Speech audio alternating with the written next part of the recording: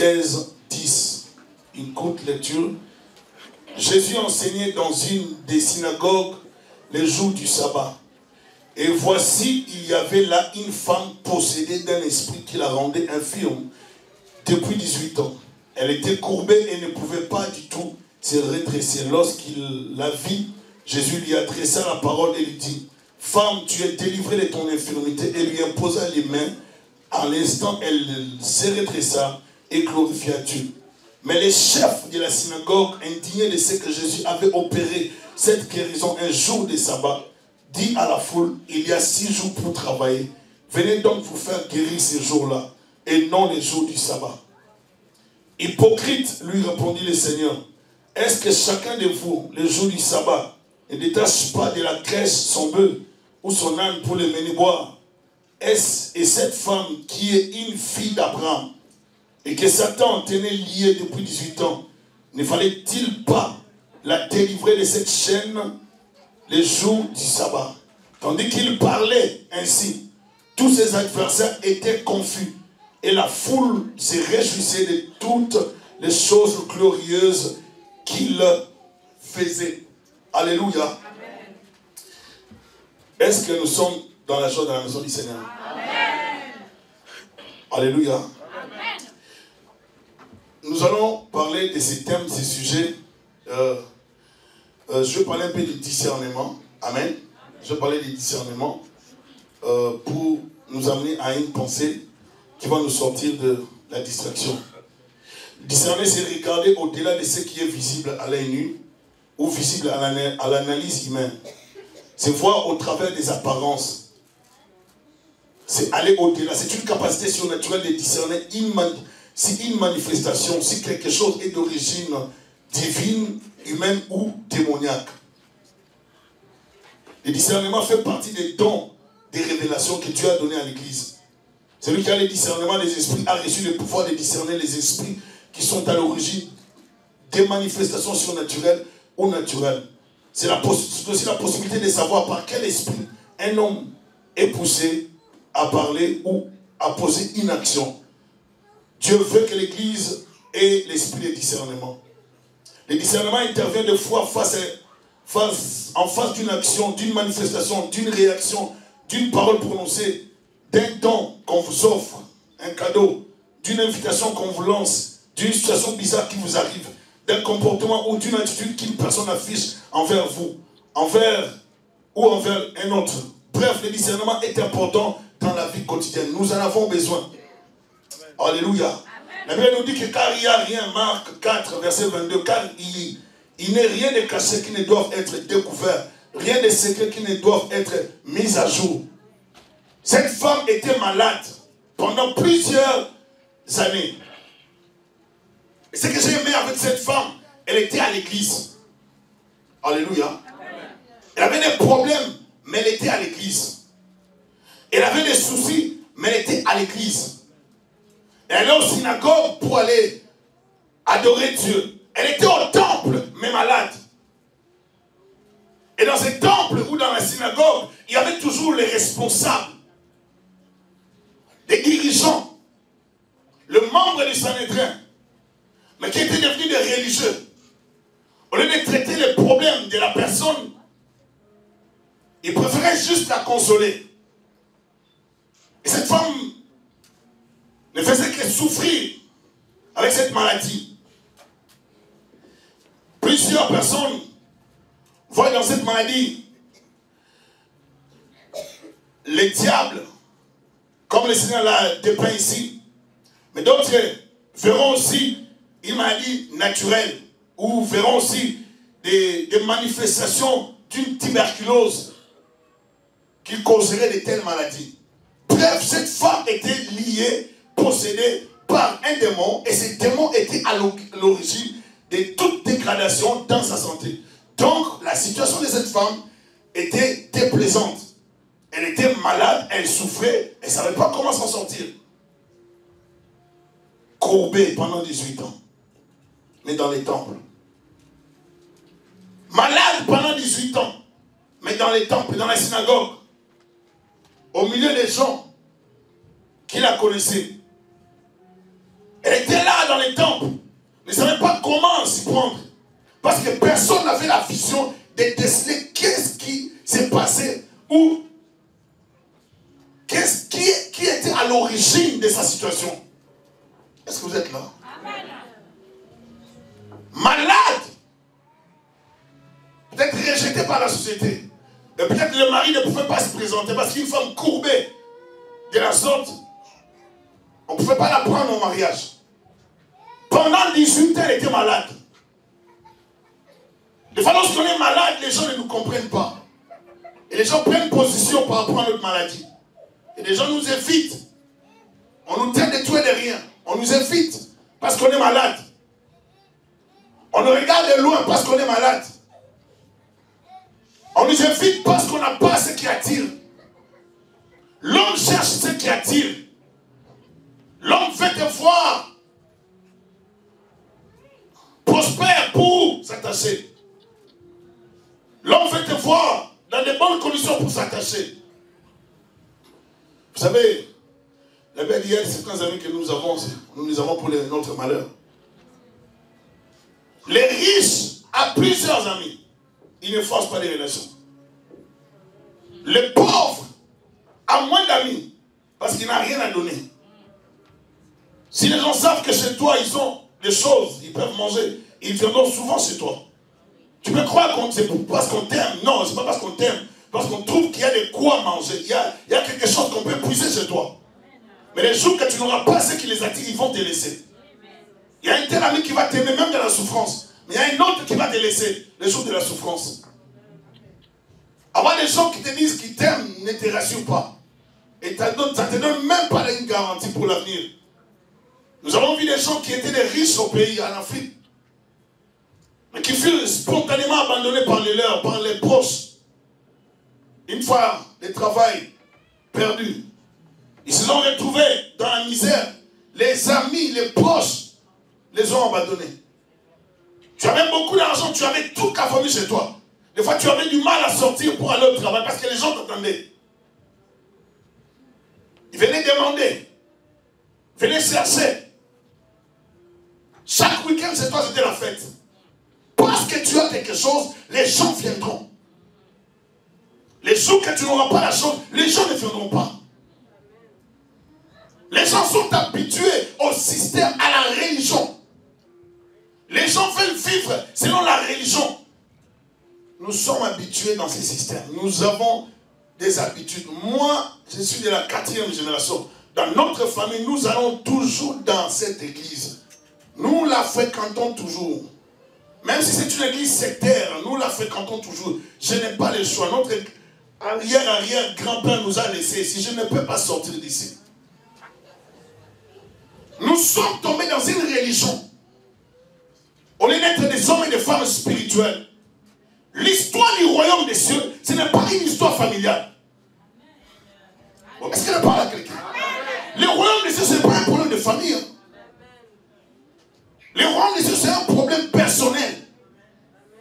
Je dois savoir faire un choix.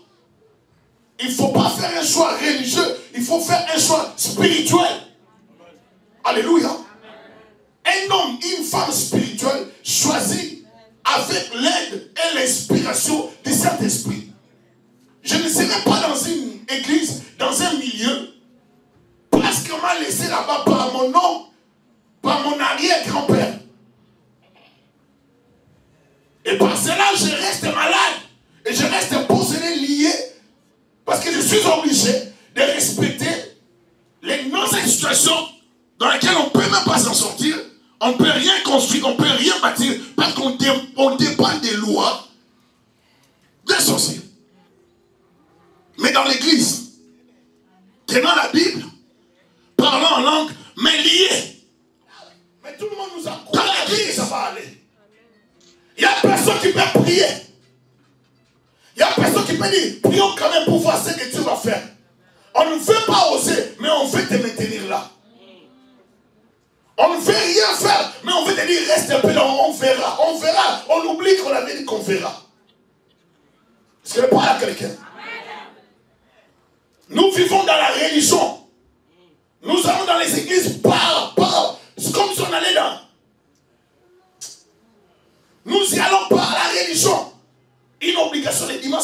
Seigneur. Mais tu sais que toi, tu ne pars pas servir Dieu. Tu pars à l'église du Seigneur comme si tu allais dans une église traditionnelle que vous connaissez. Sans citer les noms parce que je ne fais pas des pubs. Amen. Chaque dimanche, toi, au lieu de dire nous allons au culte, nous allons à la messe. Amen. Tu es tellement habitué à ça. Et des fois, tu es dans une église de réveil, on te pose, tu es dans quelle église? Tu es dans l'église ici, mais... Non, je ne suis pas ici. Moi, je viens seulement vous visiter, mais... Moi, en fait, je suis dans telle église. Et dans cette église où tu es, c'est la messe. Oh, dites amen un peu. Amen. Des fois, vous travaillez sur quelqu'un pour l'aider, mais la personne elle-même est à la base de sa souffrance. Je disais à une personne, dans le passé, il devait être là déjà depuis longtemps. Oh, mais avec quel carburant? Amen. Oh, est-ce que je parle à quelqu'un? J'ai vu comment est-ce qu'elle a parlé à ma femme. J'ai dit, c'est bon, c'est pas grave. J'arrive 5 minutes après, dans l'heure de la rencontre. C'est ça, et puis on a parlé. J'ai dit à la personne, toi, ça m'étonne même le courage que tu as. Parce que des fois, le courage que nous avons, c'est comme si on revendiquait des droits légaux que nous avons. Tu as traîné toi-même ton problème depuis 18 ans. Tu as vécu avec ce mal depuis des années. Et tu veux que moi je finisse ce mal en un jour. Et si je ne parviens pas, tu me traites de tout et de rien. De sûr, même si je finissais le mal au jour même, tu vas sortir de l'église. Oh, dites amen, vous le savez. J'ai dit, toi, j'avais recommandé à quelqu'un de trouver du travail. On t'a trouvé du travail. Tu avais des dettes, autant de dettes. Des gros montants. Tu as payé au-delà de $8 000 de tes dettes. Mais dans l'église où tu viens, on t'a trouvé du travail.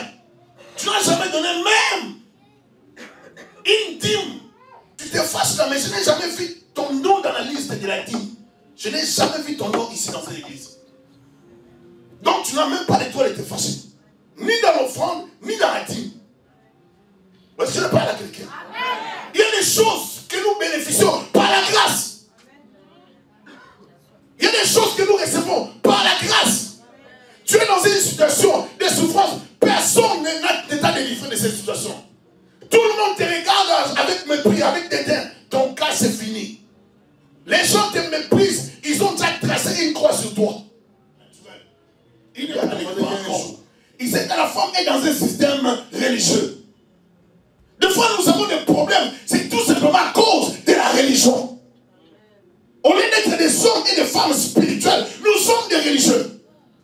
Jésus n'a pas dit aux pasteurs, aux dirigeants de l'église de préparer seulement des chrétiens. Il a dit, allez faire de toutes les nations des disciples. Et ça fait qu'au lieu de faire des gens des disciples, on fait d'eux seulement des chrétiens. Vous n'arrivez toujours pas. On les amène quelque part à la connaissance de Christ, mais on les aide pas à être formés, à comprendre bien les choses de Dieu. Jésus a besoin d'une église remplie de disciples. Des disciples. Éveillés, réveillés, qui seront comme les maîtres, capables de servir Dieu efficacement. Il n'a pas besoin de religieux. C'est pour laquelle nous avons beaucoup de chrétiens, mais religieux. Nous avons besoin de discerner dans toutes circonstances dans nos vies. Lorsque l'on observe nos relations,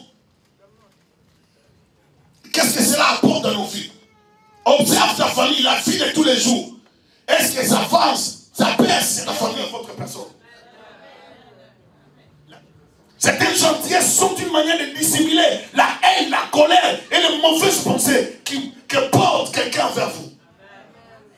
Mais ça s'exprime dans la gentillesse. Oh, je t'aime. Judas.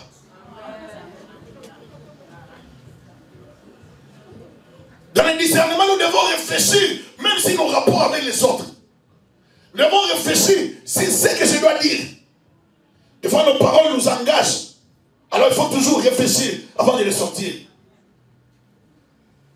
Alléluia. Vous savez, les disciples étaient avec Christ. Mais les disciples n'avaient pas compris quelque chose. Un jour, alors que la femme versait les parfums sur le pied de Jésus-Christ, avec beaucoup plus de tendresse et d'amour, les disciples commençaient à murmurer. Mais il y avait Judas qui a réagi. Comme s'il donnait une bonne intervention. Mais ces parfums, on pouvait vendre ces parfums.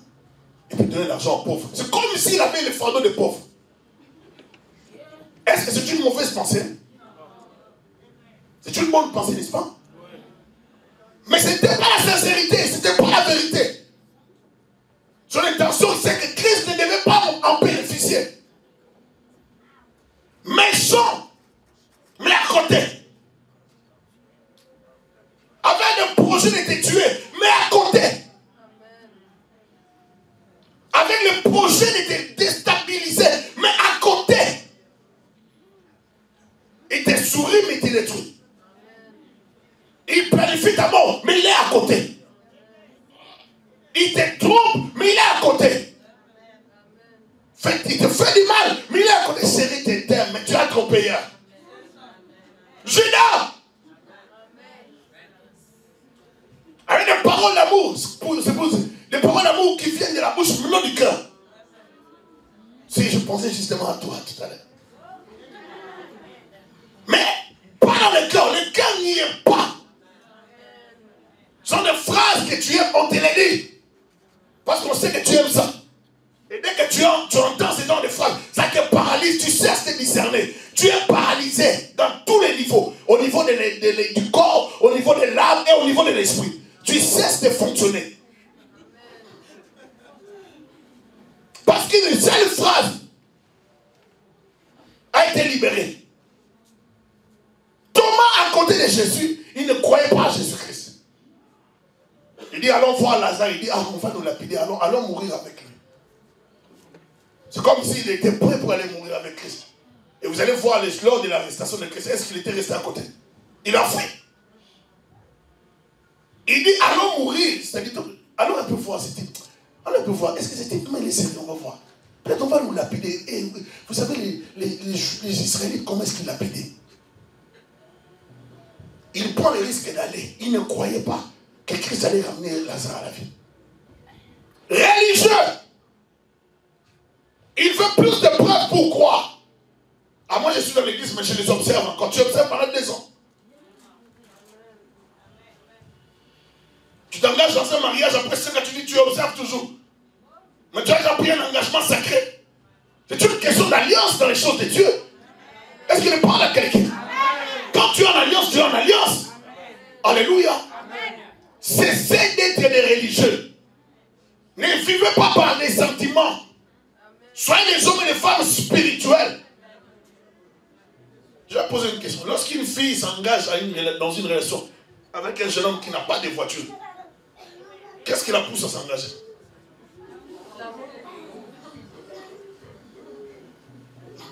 Mais les jeunes sœurs, sentez qu'on laisse de parler, non?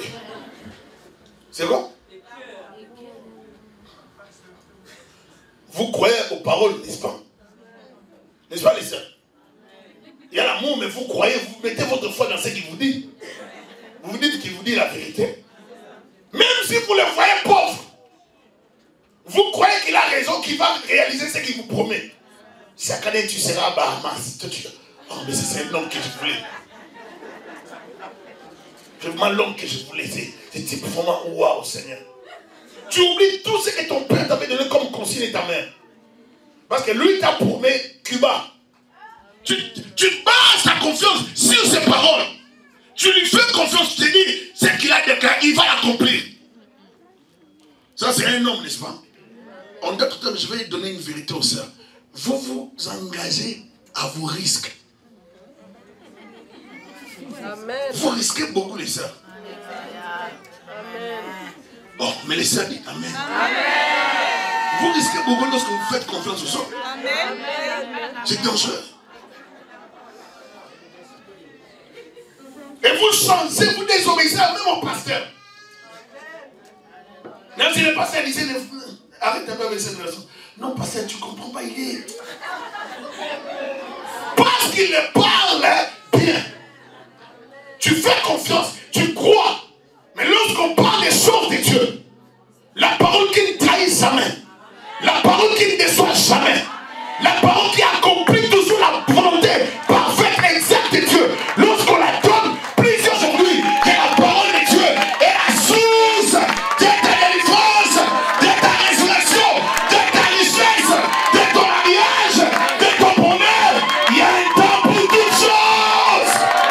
Si tu crois aux hommes, crois aussi à la parole de Dieu. Si les hommes parlent et accomplissent la promesse, je vais le dire ce matin, crois à la parole. Ce qui te donne vraiment la confiance que Dieu est avec nous. Elle me regardait comme ça, elle rigolait. J'ai dit non, mais dis-moi. Mais non, j'ai confiance. Nous avons marché avec Dieu toute notre jeunesse. C'est avant le Seigneur. On a marché dans la crainte. Et je crois que Dieu ne va pas nous abandonner. J'ai dit, comme tu crois comme ça veut dire qu'il y a des millions qui arrivent. Il y a des grandes choses qui arrivent. Mon présent n'est pas mon lendemain. Mon présent n'empêchera jamais mon futur d'arriver. Je vais te dire aujourd'hui, ton état actuel ne stoppera pas la présence de Jésus. Il débarquera quelque part. Il va toujours débarquer. Je t'interdis des souhaits. Je t'interdis ce matin des souhaits de rester courbé. Tu dois sortir de cette situation à partir. Ça te prend le discernement. Il faut prier pour sortir de cette situation. Et chacun dans ta maison, ne tolère pas les blocages. Il faut discerner. Cesse d'être pauvre. Entre dans la joie. Le Fils de l'homme arrive pour ta délivrance. Le Fils de l'homme arrive pour ta solution. Il arrive. Le pasteur religieux n'a pas compris. Le pasteur traditionnel n'a pas compris. Mais il y a un qui arrive. Dis à ton voisin, on l'appelle les bons bergers. Il donne sa vie pour ses brebis. Il arrive pour ta famille. Je l'appelle les bons bergers. Il dit, le voleur ne vient que pour égorger tes repères. Mais moi, je suis venu pour que mes brebis aient la vie et qu'elles soient en abord. Tu seras affecté par la gloire de Dieu. Et il vient en abondance. Tu seras affecté par la gloire de Dieu. Et il vient en abondance. Sois béni dans tes affaires. Sois béni dans tes projets. Prospère. Seigneur le Monseigneur. Ta maladie n'est pas destinée à rester là. Tu as une mission sur la terre. Tu ne seras plus courbé. Tu vas te redresser au nom de Jésus. Acclame le roi des rois.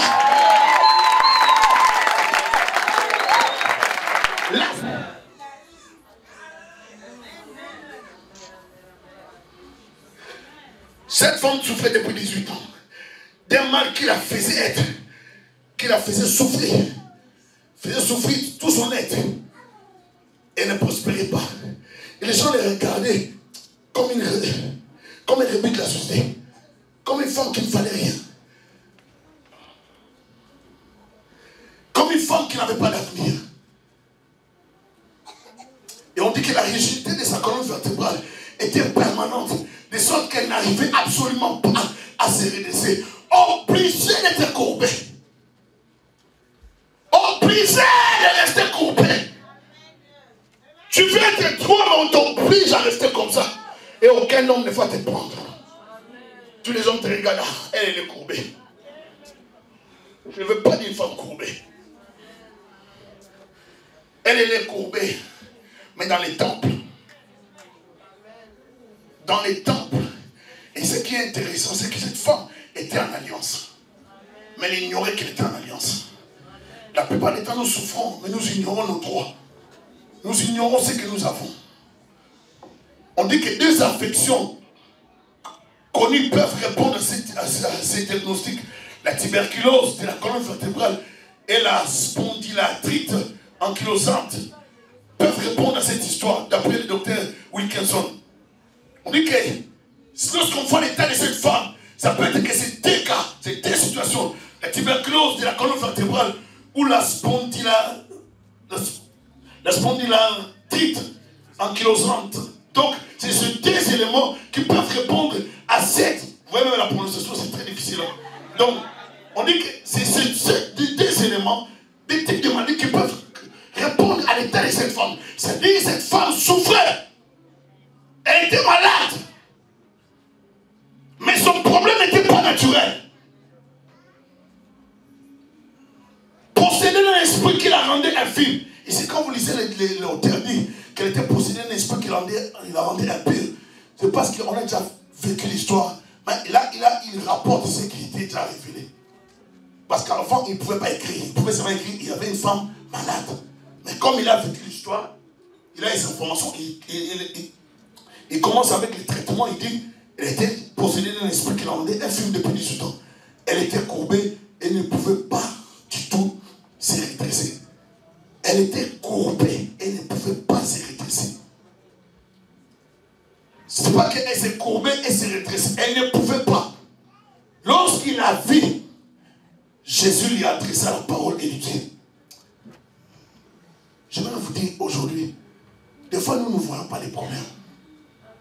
Des fois nous sommes limités. Mais Jésus-Christ voit tous nos problèmes. Alléluia. Le discernement, c'est une capacité qui permet à l'homme de comprendre ce qui se passe exactement dans sa vie. Il y a des choses qui nous arrivent des fois, nous n'arrivons pas à les déceler, à les comprendre.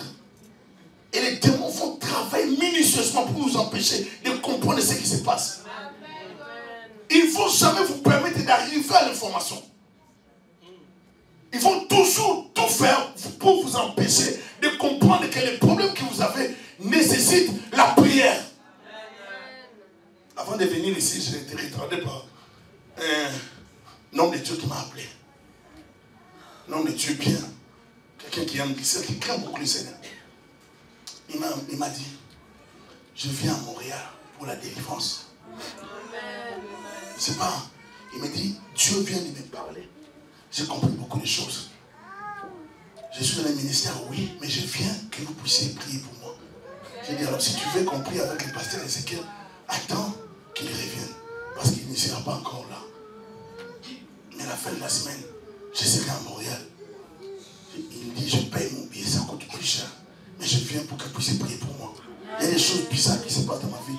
Je viens passer à la défense à Montréal. J'ai dit, non, je vais dire au pasteur fidèle, il est informé pendant que vous écoutez. Je vais dire au pasteur fidèle, pasteur Ézéchiel, dès qu'il arrive, dans les jeudis, vendredi, on va prier pour toi. Je dis, je viens juste pour ça, parce que je profitais de cette fête, prier pour ma délivrance. Et je vais vous expliquer le tout sur place. Quelqu'un qui paye plus de 1 500 $, qui prêche la parole, il a compris que ça ne va pas. Il dit, je cesse d'être religieux. Je ne veux pas vivre avec cette situation. Mais cette femme, son problème, elle ne parlait plus de sa maladie.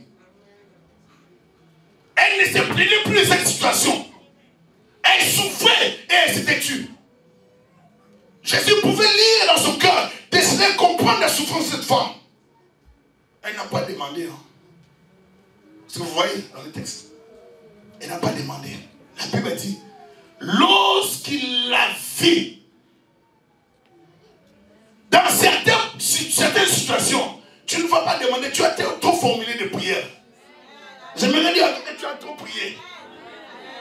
Les jours de ta réponse, peut-être tu ne vas même pas t'attendre ces jours-là. Tu ne vas pas forcer les choses. Jésus-Christ lui-même va répondre. Lorsqu'il a vu, il dit aujourd'hui tu ne vas pas prier. Mais parce que tu as souffert pendant plusieurs années, je n'ai pas besoin que tu pries aujourd'hui. Je ne m'attends pas à ta demande aujourd'hui. Je suis en colère de chasser les démons. Car le problème que tu as, fille d'Israël, fille d'Abraham, c'est un problème démoniaque. Ce n'est pas un problème naturel. Je suis venu pour t'aider. Tu ne vas pas prier. C'est aujourd'hui le jour de ta délivrance. Les démons qui te courbaient sortiront de ta vie dans le nom de Jésus. Je vais marier tes enfants qui libèrent ton mariage. Je les détruis par le feu dans le nom de Jésus. Elle était souffrante. Et Jésus a dit, tu ne vas pas prier aujourd'hui. Je ne veux pas que tu pries. Je suis un Dieu compatissant.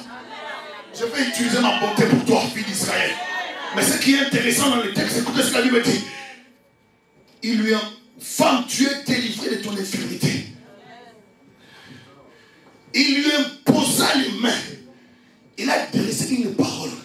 Tu es délivré. Mais comme les gens veulent voir les choses, ils vont voir ce qu'ils vont voir. Je t'impose encore mes mains. C'est-à-dire double affectation par la parole et par la transmission à travers l'imposition de la main. Il confirme ce qu'il a libéré. Il scelle la délivrance. Il scelle la guérison. Il dit, je confirme moi-même, le créateur de toutes choses. Par mes mains, j'ai formé l'homme. Par mes mains, j'ai créé l'humanité. Par ma parole, j'ai appris des choses qui n'existaient pas à l'existence. J'ai parlé pour que tu existes. J'ai parlé pour que tu sois redressé. Maintenant, j'impose les mains pour réformer ta colonne, te repositionner dans les bons sens. Toi, tu seras libéré pour que tu te maries. Même si tu étais bloqué pendant 18 ans, je viens libérer ton mariage. Car le blocage de ton mariage, c'est seulement la maladie qui t'avait courbé. Tu vas sortir redressé parce qu'il y a le mariage qui t'attend dehors. Je parle à quelqu'un qui était bloqué. Je te dis, sois redressé, sois redressé, sois redressé. Que Dieu te redresse financièrement, qu'il redresse ton mariage, qu'il redresse tes affaires, qu'il redresse ta vie. Sois redressé, sois redressé. Quelle abaya sur tes affaires, dans tes études, sois redressé. Que Dieu redresse ta vie, que Dieu redresse ton affaire. Dieu le Père, il ne t'a pas abandonné, il ne t'a pas oublié. La religion va t'empêcher de comprendre. Sors de la religion. Sors de la religion. Sors d'être aveuglé. Cesse d'être distrait. Est-ce que je parle à quelqu'un? Je suis à la fin. Il reste 5 minutes. La Bible dit ceci. Mais les chefs de la synagogue indignaient, c'est que Jésus avait opéré cette guérison. Écoutez un peu la religion, ce que ça fait. Toi, tu es béni, mais les systèmes religieux t'empêchent de jouir de ta bénédiction. Indigné de ce que Jésus avait opéré cette guérison. Un jour de sabbat, dit à la foule, il y a 6 jours pour travailler. Venez donc vous faire guérir ces jours-là et non pas les jours du sabbat. Donc ton bonheur ne réjouit pas tes dirigeants. Ton bonheur ne réjouit pas ceux qui sont à la tête, les membres du Sanhédrin. Ton bonheur ne réjouit pas les chefs religieux. Il ne veut pas que tu sois guéri les jours du sabbat. Il veut que tu sois guéri les jours de la semaine. Mais je suis venu te dire, c'est lui qui avait créé le sabbat est venu briser la loi que les hommes avaient retenue. Comme la religion. Il est venu violer un principe pour te libérer. Dieu va violer des principes pour toi. Quand tu as libéré à ses yeux, Dieu peut violer un principe qu'il a lui-même établi. Car c'est lui qui définit toutes choses. Je suis venu dire à quelqu'un, même si lui-même avait dit que ces choses ne doivent pas être faites comme ça, lui-même c'est la loi, lui-même c'est les juges, lui-même c'est l'avocat, lui-même c'est les dieux, lui-même c'est le roi des rois. Il va violer un principe pour ta libération. Il va briser une loi pour ta restauration. Il va changer un principe parce qu'il fait ton bonheur. Que les hommes comprennent ou pas, Dieu va te faire du bien. À cause de toi, Dieu violera un principe de Jésus. Ça c'est le nom qui me donne la vie, qui me donne la force. C'est dire à cause de Jésus. C'est l'homme qui va délivrer ta famille. C'est lui qui va restaurer ton mariage. Dis à cause de Jésus. C'est le nom qui m'apporte la force. Ça me fait du bien. Ça me fortifie. Ça m'encourage. Dis Jésus. Il est l'homme de Galilée. C'est lui qui libérera ta famille.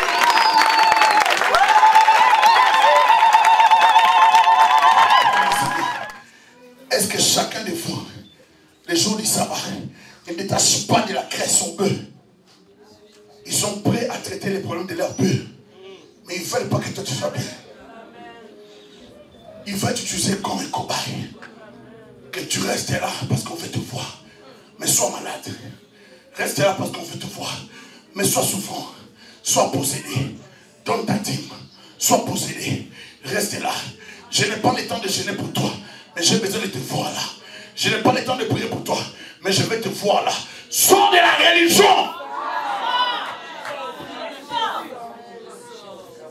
Et cette femme qui est fille d'Abraham. Je vais parler de ça. Abraham était le père de la foi. Tu as dit toutes les nations seront bénies en toi. D'Abraham est sorti Isaac, Jacob, Israël. Et cette fille était israélite, c'était juive. Fille d'Abraham. Elle était en alliance. Et il y avait des promesses sur elle. La guérison sur elle. À cause de l'alliance conclue avec Abraham, Jésus prend l'autorité sur base d'un prédécesseur qui est Abraham, qui avait conclu l'alliance des années et des années, plusieurs générations. Jésus maintenant établit cette vérité. La fille d'Abraham ne mérite pas d'être encore courbée alors que je la croise dans une situation de maladie. La fille d'Abraham ne mérite pas d'être encore stérile alors que je la croise dans la stérilité. Le fils d'Abraham ne mérite pas de vivre sans papier alors que je le croise dans cette situation. Alors à cause d'Abraham, mon serviteur, à cause de l'alliance abrahamique, je vais te guérir en colère. Je vais te libérer en colère. Même si les religieux ne comprennent pas, je suis moi-même Dieu parmi les hommes. Je vais violer ce principe à cause de la fille d'Abraham. Je suis venu te dire, tu es de la famille d'Abraham. Sors de là. Tu es de la famille d'Abraham. Tu as des droits, ma soeur, mon frère. Tu as des droits dès que tu es là. Pourquoi tu dois continuer à souffrir? Pourquoi tu dois continuer à pleurer? Tu as des droits. Libérer son esprit au nom de Jésus-Christ. Le même tu as faire qui continue à faire ce qu'il fait dans ta vie. Et que Satan tenait lié depuis 18 ans. Ne fallait-il pas la délivrer de cette chaîne les jours du sabbat? Cette situation, écoutez-moi. Lorsqu'on parle de liens, les gens ne comprennent pas des fois. Cette maladie, Jésus l'appelle une chaîne. Suivez-moi très bien. Jésus dit que cette maladie était une chaîne. Mais quand les gens regardent, on voit seulement une maladie. Mais Jésus dit que c'est une chaîne. Gloria. Jésus est en train de dire que cette femme méritait la délivrance. C'était une chaîne. Elle était enchaînée. Mais elle vivait au milieu des gens. Elle ne voyait pas les chaînes. Mais elle vivait au milieu des gens. Elle allait à la synagogue. Mais elle était enchaînée. Jésus est en train de dire que l'état de cette femme, c'était des chaînes spirituelles. L'état de cette femme, c'était des chaînes démoniaques. Que les chaînes qui bloquent ta vie puissent te libérer ce matin. Que les chaînes qui bloquent ton mariage puissent te libérer en ce jour. Toutes les chaînes de ténèbres, les chaînes de la sorcellerie, chaînes de la stérilité, chaînes de la pauvreté, chaînes de ténèbres puissent libérer ta vie. Toutes les chaînes possibles qui lient ta vie, je les détruis systématiquement par le feu. Par le feu.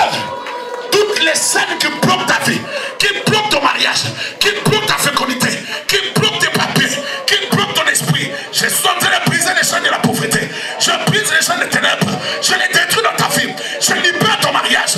Je libère ta fécondité. Je libère ton esprit.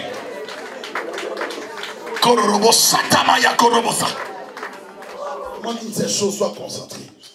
Que les chaînes qui bloquaient ta vie te libèrent. Au nom de Jésus. Prie avec moi, Seigneur Jésus. Seigneur Jésus. Entre tes mains. Je dépose ma vie. Viens me délivrer. Viens me libérer. Viens me restaurer.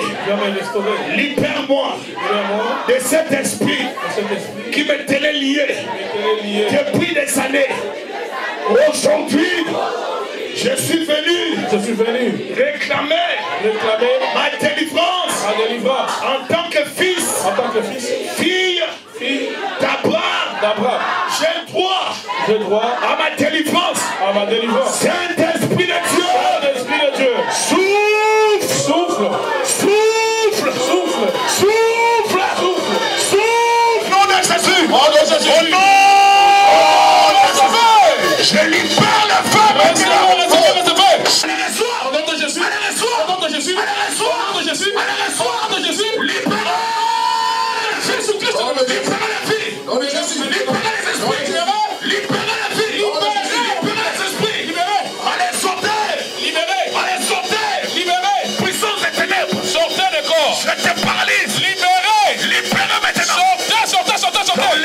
esprit, sortez. Au nom de Jésus. Tout esprit qui te tenait lié depuis des années, tout esprit qui bloquait ton esprit, qui bloquait ton mariage, qui bloquait ta santé, maladie incurable. J'attaque toute maladie incurable dans ta vie.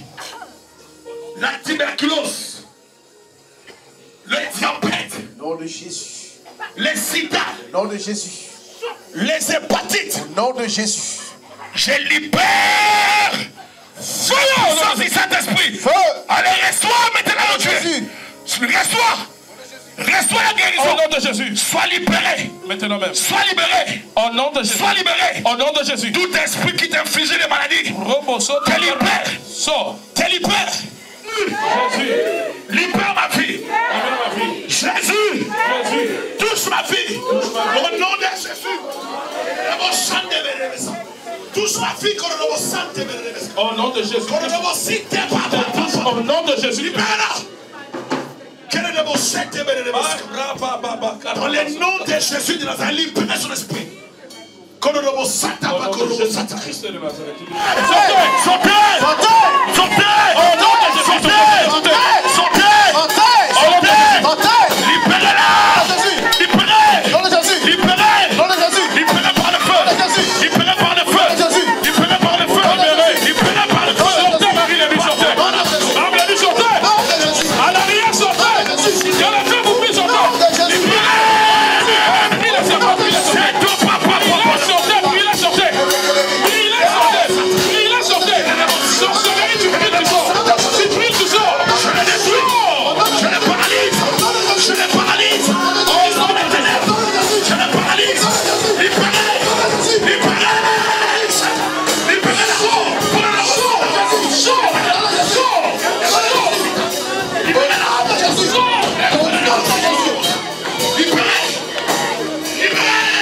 Au nom de Jésus-Christ de Nazareth. Libérez! Au nom puissant de Jésus, libérez! Je te touche! Il te touche! Sois libéré! Au nom de Jésus! Sois libéré! Au nom de Jésus! Au nom de Jésus!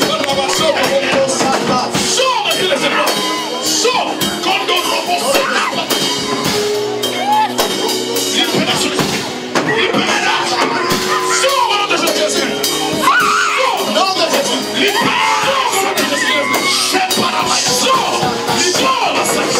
nom de Jésus!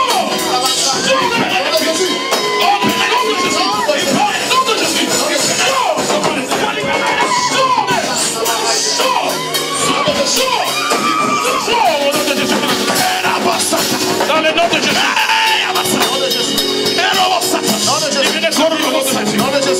Libérez sa vie au nom de Jésus! Au nom de Jésus! Sois dans la prière, nous avons les yeux fermés. Je t'adore, ton nom s'élève en majesté de mes lèvres, je célèbre ta victoire, ton règne, ton autorité.